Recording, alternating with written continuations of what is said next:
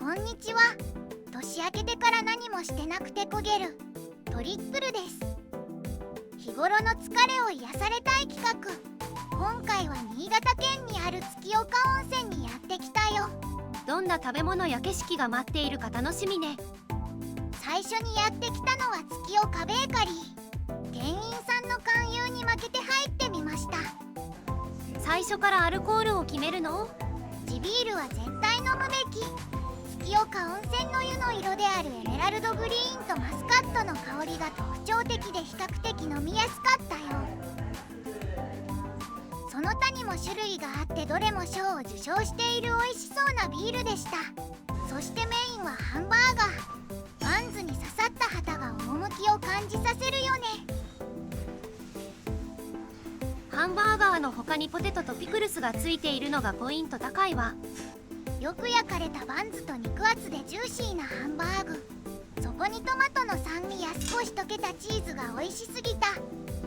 ちなみにこのバンズはビールを作る時に出るビールモルトを使用したオリジナルバンズらしいわ。美味しいってことだね。次は月岡あんという喫茶店。餅菓子がメインで食べられるお店だね。頼んだのは抹茶アイス白玉あんと緑茶のセット。もちもちの餅に苦みがある抹茶、そして甘いあんこは合わないわけがない。食べ進めてから緑茶を飲めば口の中がすっきりするわ。お好みできな粉を振りかけることもできるよ。振りかけることできな粉の風味が口の中を襲ってくるわ。かけすぎるとむせてきな粉を吹くことになるから注意してね。それは口から吹くのはちょっと恥ずかしいわね。月岡温泉は歩きたくなる温泉街として有名。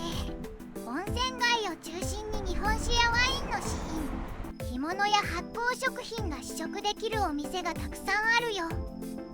こんな感じのおしゃれなお店だと楽しそうね。このお店はジェラートやスムージーが飲めるお店。今回は地元産の飲むヨーグルトにストロベリーソースにした。甘酸っぱくていちごのつぶつぶ食感があって美味しかった。そろそろ月岡温泉について紹介して。月岡温泉は大正4年に石油掘削中の井戸から50度を超える湯が湧き出したのが始まり、国内随一の成分含有量を誇る硫黄泉らしい。エメラルドグリーンの湯色からも美肌効果が期待できるわ。入浴すると古い角質が落ちて肌がツルツルになるよ。そして身体の芯から温まり、長時間体内に残ることから美人の湯と言われているみたい。それじゃあ美人になるために温泉を飲んでみましょう。色は無色透明だけど匂いは洋酒。味はちょっとしょっぱい感じ。よくある味だよね。セレクトショップなごみ。新潟や全国の和菓子を集めたセレクトショップね。購入したのは生チョコ羊羹。しっとりとしたチョコ味の羊羹にオレンジコニャックの香りが合いすぎる。今回のホテルは風鈴屋さん。直前でも予約できた良心的な価格のホテルでした。ホテル内は名前の通り風鈴がたくさん。冬だと寒く感じそうね。風鈴の音が鳴らなければ夏を感じないからいける。そろそろ部屋に行ってみましょう。暗すぎない？明るくしたらかなり広かった。一人にしては広すぎるわ。エキストラベッドみたいなものも2つあるわよ。タンスの中に敷布団もあったから5人くらいで泊まれるかも。外の景色は生い茂る新緑が見れました。冬も雪が積もれば綺麗そうね。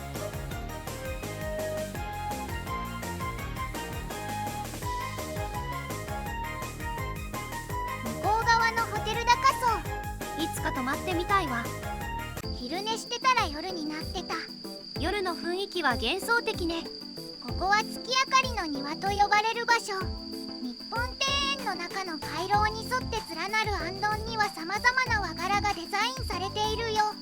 点灯時間は17時から22時まで。無料の駐車場もあるから夜だけ楽しむのも良さそう。今日の夕食は居酒屋だごはぜさん。これはお店自慢のもつ煮。もつがトロトロで美味しかったわ。砂肝があったら絶対頼むマン。下の油が吸ったキャベツがいい仕事しているわ。食べたかった厚揚げ。スーパーにあるやつ食べるのとはけが違うんだよね。お酒があるから何でも美味しく感じるのよね。これは外せないもずく。さっぱりしてるから脂っこい食事にぴったり。酔いすぎて目の焦点こんな感じ。酔いざましに足湯にでも行ってみよう。そんな状態で大丈夫なの？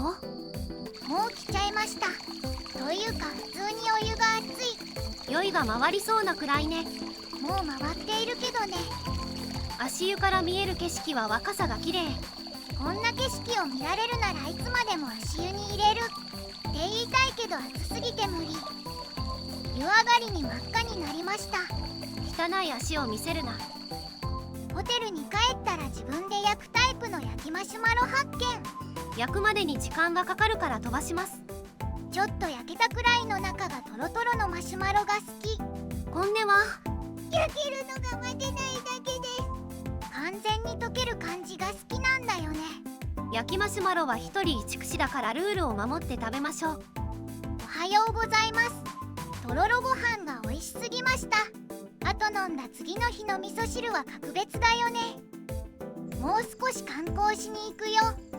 ここは人間国宝であるあまた秋継記念館。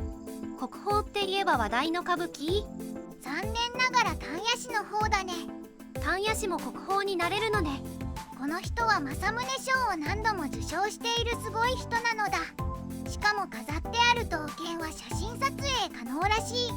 何点か紹介してよ。気に入ったのはこれとこれ。なんか刀の形が互いくない？その通り。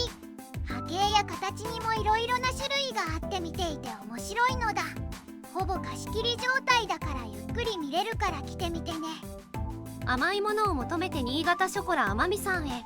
どんなチョコレートが食べられるのかしら？頼んだのはチョコレートドリンク。